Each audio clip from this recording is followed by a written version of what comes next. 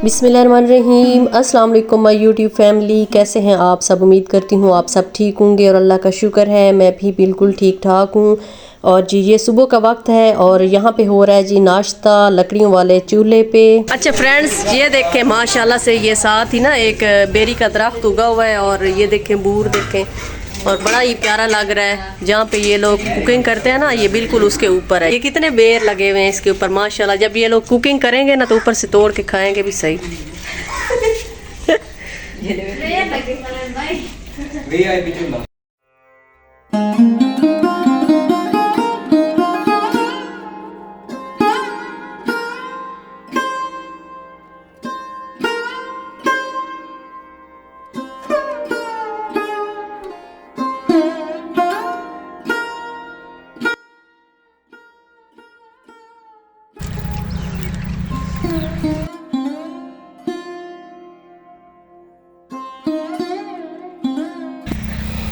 जी तो फ्रेंड्स, ये देखें हमारे घर के पास ही ये माशाल्लाह से हमारे पड़ोसियों ने प्लाट लिया था और वहाँ पे ये सफ़ेदे लगाए हैं तो कितने खूबसूरत हो गए माशाल्लाह। देखें, चेक करें। और चले आए मैं आपको चावलों की जो फसल होती है वो दिखाती हूँ। माशाल्लाह से गांव की क्या ब्यूटी होती है, विलेज ब्यूटी। आ जाएं मेरे साथ साथ चलें और देखें माशाल्लाह से कितने खूबसूरत लग रहे हैं ये चावलों के पौधे।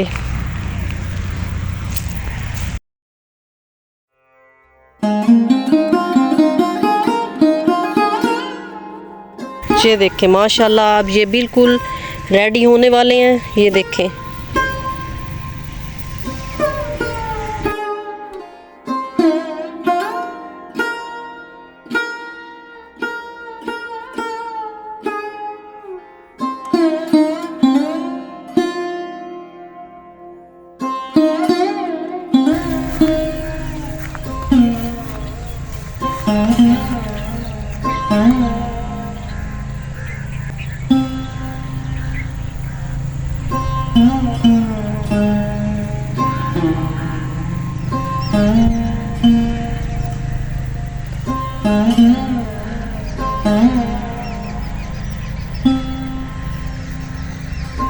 ये देखें इस तरह के ना बचपन में मैं बहुत खाया करती थी और फिलहाल भी खा रही हूँ। बड़े मज़े के लगते हैं ये कच्चे चावल इस तरह निकाल के ना। और फ्रेंड्स, इस वक्त मैं जा रही हूँ अपनी अम्मी की कब्र मुबारक पे और ये मेरे हाथ में ये कस्सी है। वैसे पंजाबी में तो इसे कई बोलते हैं। तो हमने कहा चलें अगर उधर कब्र पे कोई घास वगैरह हुआ तो उसे हम साफ़ कर देंगे। साथ में मेरी बड़ी सिस्टर हैं और मेरा भतीजा बाइक ड्राइव कर रहा है तो हम लोग जा रहे हैं। तो बस जी, अपने जब प्यारे चले जाते हैं तो ज़िंदगी का जो एक टेस्ट होता है वो तकरीबन ना होने के बराबर रह जाता है। फिर ये दुनिया है, इसमें जीना है और जीने के लिए तो मुख्तलिफ़ ऐसे यानी कि काम हैं, ऐसी मसरूफ़ियात हैं जिनमें ख़ुद को मसरूफ़ रखना पड़ता है। बस ज़िंदगी को तो जीना पड़ता है जैसे भी इंसान जिए। लेकिन जो माँ बाप है ना, नेमुल बदल इनका कोई नहीं है।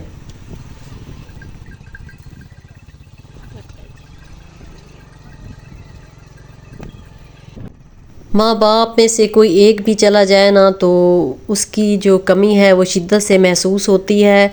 वो लोग तो चले जाते हैं लेकिन हमारे दिलों में वो हमेशा ज़िंदा रहते हैं।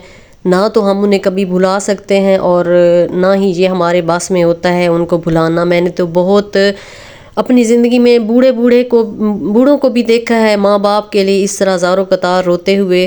फिर बस जी, कोई भी नहीं भुला सकता माँ बाप को। और यहाँ पे जी हम बाइक से उतर आए थे और क्योंकि अगर आगे बाइक नहीं जा सकती थी तो इधर ही हमने बाइक खड़ी की और जा रहे हैं जी। इस वक्त जो इंसान के माँ बाप की कब्र पे जाने के जो जज्बात होते हैं ना, वो काबिल बयान नहीं होते।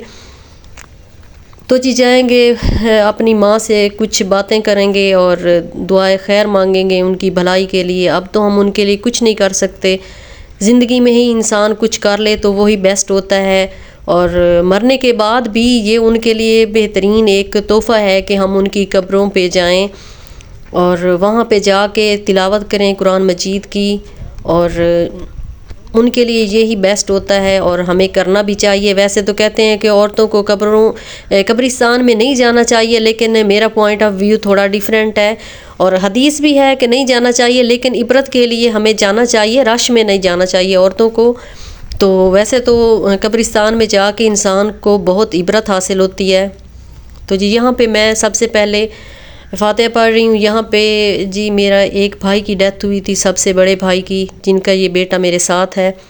तो सबसे पहले मैं अपने भाई की कब्र मुबारक पे फातिहा पढ़ रही हूँ और उसके बाद मैं पढ़ूँगी अपनी अम्मी और जितने भी इधर अजीज़ व अकारब हमारे दफन हैं, तो जी वहाँ पे मैं पढ़ूँगी।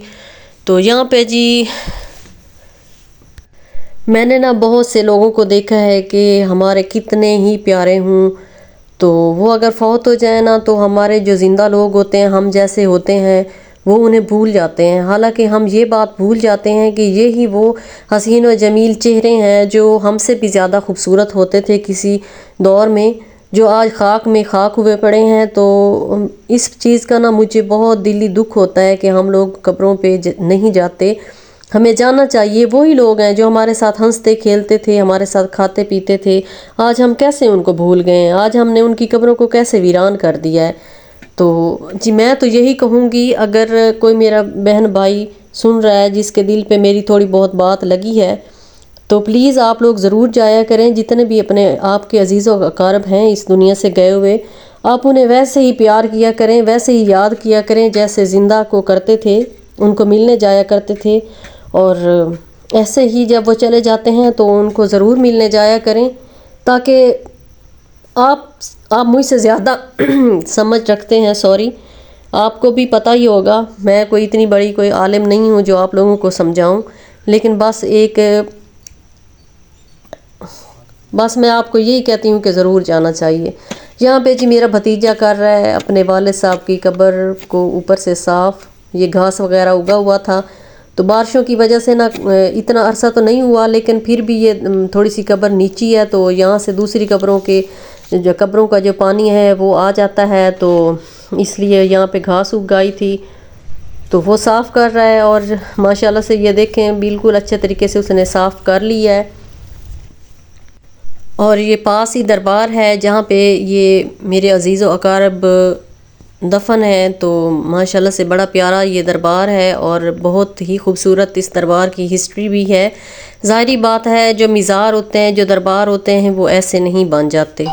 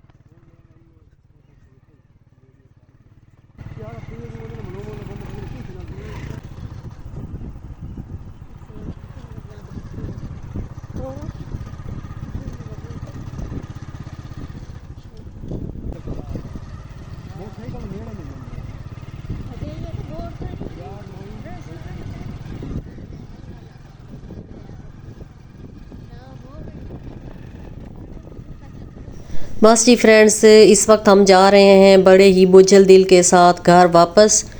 और अगर मेरी कोई बात आप लोगों को बुरी लगी हो तो उसके लिए मैं माज़रत करूँगी। और जब भी मैं अपनी अम्मी के घर आती हूँ तो मुझे अपनी माँ की कमी शिद्दत से महसूस होती है, और इसी वजह से ना मैंने बहुत कम कर दिया है अपनी अम्मी के घर आना, क्योंकि वहाँ जब मैं अपनी माँ को नहीं देखती तो ऐसे ही मेरा दिल बहुत परेशान हो जाता है। तो मैं अब कोशिश करती हूँ ना कि अपनी माँ के घर थोड़ा कम आया करूँ, क्योंकि ये मेरे बर्दाश्त से भी बाहर है। ये